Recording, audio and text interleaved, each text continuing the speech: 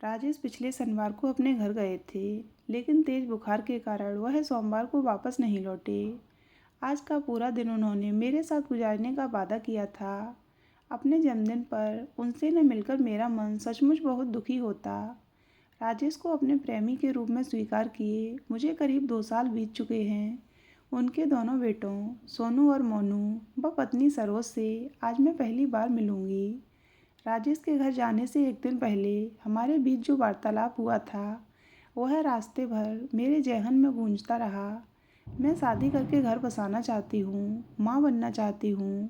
उनकी बाहों के घेरे में कैद होने के बाद मैंने भावुक स्वर में अपने दिल की इच्छा उनसे जाहिर की थी।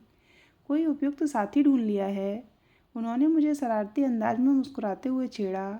उनके सीने पर बनावटी गुस्से में कुछ घूंसे मारने के बाद मैंने जवाब दिया, मैं तुम्हारे साथ घर बसाने की बात कर रही हूँ। धर्मेंद्र और हेमा मालिनी वाली कहानी दोहराना चाहती हूँ। प्लीज़ मेरी बात को मजाक में मत उड़ाओ। निशा, ऐसी इच्छा को मन में क्यों स्थान देती हो जो पूरी नहीं हो सकती? आप वह भी गंभीर हो गए। देखिए, मैं सरोज को कोई तकलीफ़ नहीं होने दूंगी। अपनी पूरी तनख्वाह उसे दे दिया करूँगी। मैं अपना सारा बैंक बैलेंस बच्चों के नाम कर दूंगी, उन्हें पूर्ण आर्थिक सुरक्षा देने।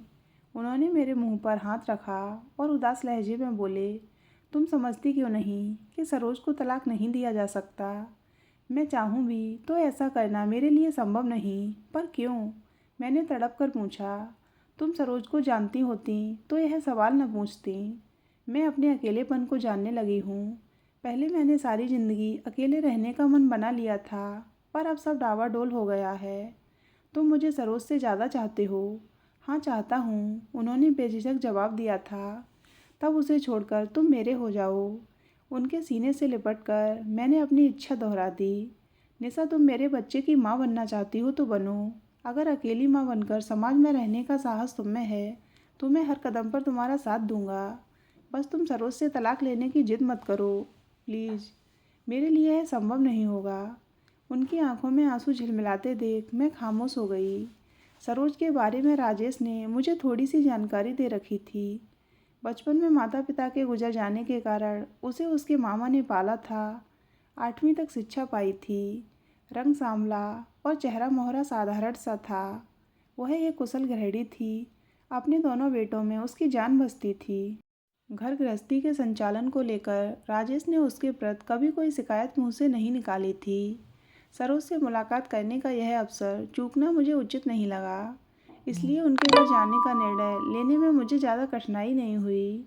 राजेश इनकार न कर दें, इसलिए मैंने उन्हें अपने आने की कोई खबर फ़ोन से नहीं दी थी। उस कस्बे में उनका घर ढूंढने में मुझे कोई दिक्कत नहीं हुई। उस एक मंजिला साधारण से घर के बरामदे में बैठकर मैंने उन्हें अखबार पढ़ते पाया। मुझे अचानक सामने देखकर वह पहले चौंके, फिर जो खुशी उनके होंठों पर उभरी उसने सफ़र की सारी थकावट दूर करके मुझे एकदम से तरोताज़ा कर दिया। बहुत कमज़ोर नज़र आ रहे हो, अब तबीयत कैसी है? मैं भावुक हो उठी। पहले से बहुत बेहतर हूँ। जन्मदिन की शुभकामनाएं। तुम्हें सामने देखकर दिल बहुत खुश हो रहा है। राजेश ने मिलाने के लिए अपना दायां हाथ आगे बढ़ाया। राजेश से जिस पल मैंने हाथ मिलाया उसी पल सरोज ने घर के भीतरी भाग से दरवाजे पर कदम रखा। आंखों से आंखें मिलते ही मेरे मन में तेज झटका लगा। सरोज की आंखों में अजीब सा भोलापन था। छोटी सी मुस्कान होठों पर सजा कर वह दोस्ताना अंदाज में मेरी तरफ देख रही थी। जाने क्यों मैंने अचानक अपने को अपराधी सा महसूस किया। मुझे एहसास हुआ कि राजेश को उससे छीनने के मेरे इरादे को उसकी आंखों ने मेरे मन की गहराइयों में झांककर बड़ी आसानी से पढ़ लिया था। सरोज, यह निशा हैं, मेरे साथ दिल्ली में काम करती हैं। आज इनका जन्मदिन भी है, इसलिए कुछ बढ़िया सा खाना बनाकर इन्हें ज़रूर खिलाना। हमारा परिचय कराते समय राजेश जरा भी असहज नज़र नहीं आ रहे थे। सोनू और मोनू के लिए हलवा बनाया था, वह बिल्कुल तैयार है और मैं अभी आपको खिलाती हूँ। सरोज की आवाज़ में भी किसी तरह का खिंचाव मैंने महसूस नहीं किया। Thank you. अपने मन की बेचैनी के कारण मैं कुछ और ज़्यादा नहीं कह पाई। मैं चाय बना कर लाती हूँ। ऐसा कहकर सरोज तेज़ी से मुड़ी और घर के अंदर चली गई। राजेश के सामने बैठकर मैं उनसे उनकी बीमारी का ब्यौरा पूछने लगी। फिर उन्होंने ऑफिस के समाचार मुझसे पूछे। यूँ हल्के फुल्के अंदाज में वार्तालाप करते हुए मैं सरोज की आंखों को भुला पाने में असमर्थ हो रही थी। अचानक राजेश ने पूछा, निशा, क्या तुम सरोज से अपने और मेरे प्रेम संबंध को लेकर बातें करने का निश्चय करके यहाँ आई हो? एकदम से जवाब न देकर मैंने सवाल किया, क्या तुमने कभी उसे मेरे बारे में बताया है? कभी नहीं। मुझे लगता है कि वह हमारे प्रेम के बारे में जानती है। कुछ देर खामोश रहने के बाद मैंने अपना फैसला राजेश को बता दिया। तुम्हें ऐतराज़ नहीं हो तो मैं सरोज से खुलकर बातें करना चाहूँगी। आगे की ज़िंदगी तुमसे दूर रहकर गुजारने को अब मेरा दिल तैयार नहीं है। मैं इस मामले में कुछ नहीं कहूँगा। अब तुम हाथ मुँह धोकर फ्रेश हो जाओ। सरोज चाय लाती ही होगी। राजेश के पुकारने पर सोनू और मोनू दोनों भागते हुए बाहर आए। दोनों बच्चे मुझे स्मार्ट और शरारती लगे। मैं उनसे उनकी पढ़ाई व शौक़ों के बारे में बातें करते हुए घर के भीतर चली गई। घर बहुत करीने से सजा हुआ था। सरोज के सुघड़ गृहिणी होने की छाप हर तरफ नजर आ रही थी। मेरे मन में उथल पुथल न चल रही होती तो सरोज के प्रति मैं ज़्यादा सहज व मैत्रीपूर्ण व्यवहार करती। वह मेरे साथ बड़े अपनेपन से पेश आ रही थी। उसने मेरी देखभाल और खातिर में जरा भी कमी नहीं की। उसकी बातचीत का बड़ा भाग सोनू और मोनू से जुड़ा था। उनकी शरारतों, खूबियों और कमियों की चर्चा करते हुए उसकी ज़बान जरा नहीं थकती। वे दोनों बातचीत का विषय होते तो उसका चेहरा खुशी और उत्साह से दमकने लगता। हलवा बहुत स्वादिष्ट बना था। साथ साथ चाय पीने के बाद सरोज दोपहर के खाने की तैयारी करने रसोई में चली गई। सरोज के व्यवहार से तो अब ऐसा नहीं लगता है कि उसे तुम्हारे और मेरे प्रेम संबंध की जानकारी नहीं है। मैंने अपनी राय राजेश को बता दी। सरोज सभी से अपनत्व भरा व्यवहार करती है निशा। उसके मन में क्या है इसका अंदाज़ा उसके व्यवहार से लगाना आसान नहीं। राजेश ने गंभीर लहजे में जवाब दिया। अपनी 12 सालों की विवाहित जिंदगी में सरोज ने क्या कभी तुम्हें अपने दिल में झांकने दिया है? कभी नहीं। और यह भी सच है कि मैंने भी उसे समझने की कोशिश कभी नहीं की। राजेश, मैं तुम्हें एक संवेदनशील इंसान के रूप में पहचानती हूँ। सरोज के साथ तुम्हारे इस रूखे व्यवहार का क्या कारण है? निशा, तुम मेरी पसंद, मेरा प्यार हो, जबकि सरोज के साथ मेरी शादी मेरे माता पिता की जिद के कारण हुई। उसके पिता मेरे पापा के पक्के दोस्त थे। आपस में दिए वचन के कारण सरोज, एक बेहद साधारण सी लड़की, मेरी इच्छा के खिलाफ मेरे साथ आ जुड़ी थी। वह मेरे बच्चों की माँ है, मेरे घर को चला रही है, पर मेरे दिल में उसने कभी जगह नहीं पाई। राजेश के स्वर की उदासी मेरे दिल को छू गई। उसे तलाक देते हुए तुम कहीं गहरे अपराध बोध का शिकार तो नहीं हो जाओगे? मेरी आंखों में चिंता के भाव उभरे। निशा, तुम्हारी खुशी की खातिर मैं वह कदम उठा सकता हूँ, पर तलाक की मांग सरोज के सामने रखना मेरे लिए संभव नहीं होगा। मौका मिलते ही इस विषय पर मैं उससे चर्चा करूँगी। तुम जैसा उचित समझो करो। मैं कुछ देर आराम कर लेता हूँ। राजेश बैठक से उठकर अपने कमरे में चले गए और मैं रसोई में सरोज के पास चली आई। हमारे बीच बातचीत का विषय सोनू और मोनू ही बने रहे। एक बार को मुझे ऐसा भी लगा कि सरोज शायद जानबूझकर उनके बारे में इसीलिए खूब बोल रही है कि मैं किसी दूसरे विषय पर कुछ कह ही न पाऊँ। घर और बाहर दोनों तरह की टेंशन से निपटना मुझे अच्छी तरह से आता है। अगर मुझे देखकर सरोज तनाव, नाराज़गी, गुस्से या डर का शिकार बनी होती तो मुझे उससे मनचाहा वार्तालाप करने में कोई असुविधा न महसूस होती। उसका साधारण सा व्यक्तित्व, उसकी बड़ी बड़ी आंखों का भोलापन, अपने बच्चों की देखभाल व घर गृहस्थी की जिम्मेदारियों के प्रति उसका समर्पण मेरे रास्ते की रुकावट बन जाते। मेरी मौजूदगी के कारण उसके दिलो दिमाग पर किसी तरह का दबाव मुझे नज़र नहीं आया। हमारे बीच हो रहे वार्तालाप की बागडोर अधिकतर उसी के हाथों में रही। जो शब्द उसकी ज़िंदगी में भारी उथल पुथल मचा सकते थे वे मेरी ज़बान तक आकर लौट जाते। दोपहर का खाना सरोज ने बहुत अच्छा बनाया था, पर मैंने बड़े अनमने भाव से थोड़ा सा खाया।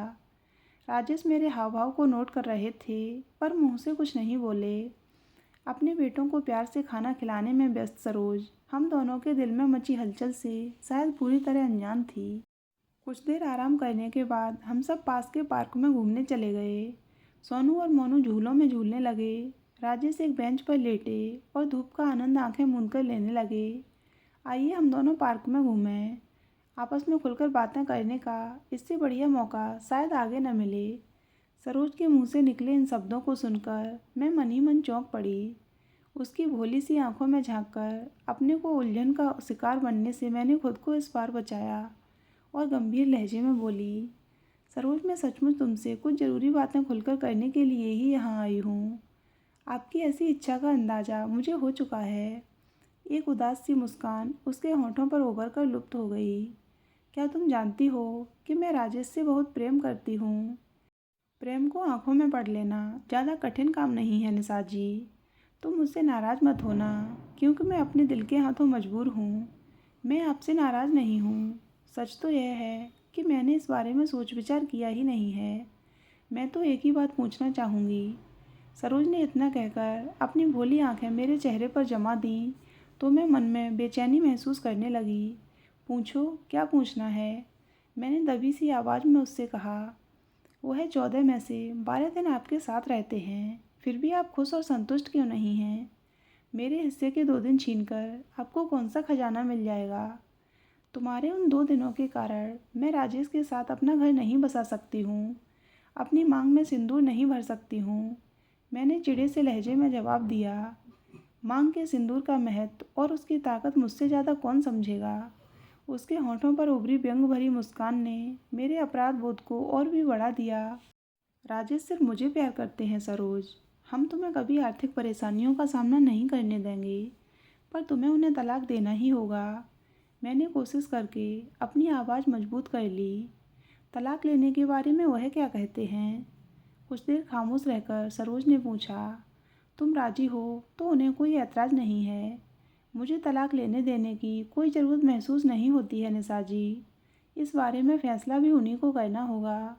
वह तलाक चाहेंगे तो तुम शोर तो नहीं मचाओगी? मेरे इस सवाल का जवाब देने के लिए सरोज चलते चलते रुक गई। उसने मेरे दोनों हाथ अपने हाथों में ले लिए। इस पल उससे नज़र मिलाना मुझे बड़ा कठिन महसूस हुआ। निशा जी, अपने बारे में मैं सिर्फ एक बात आपको इसलिए बताना चाहती हूँ ताकि आप कभी मुझे लेकर भविष्य में परेशान ना हों। मेरे कारण कोई दुख या अपराध बोध का शिकार बने, यह मुझे अच्छा नहीं लगता। सरोज, मैं तुम्हारी दुश्मन नहीं हूँ, पर परिस्थितियाँ ही कुछ। उसने मुझे टोककर अपनी बात कहना जारी रखा। अकेलेपन से मेरा रिश्ता अब बहुत पुराना हो गया है। माता पिता का साया जल्दी मेरे सिर से उठ गया था। मामा मामी ने नौकरानी की तरह पाला। जिंदगी में कभी ढंग के संगी साथी नहीं मिले। खराब शक्ल सूरत के कारण पति ने दिल में जगह नहीं दी, और अब आप मेरे बच्चों के पिता को उनसे छीन कर ले जाना चाहती हैं। यह तो कुदरत की मेहरबानी है कि मैंने अकेलेपन में भी सदा खुशियों को ढूंढ निकाला। मामा के यहाँ घर के कामों को खूब दिल लगाकर करती।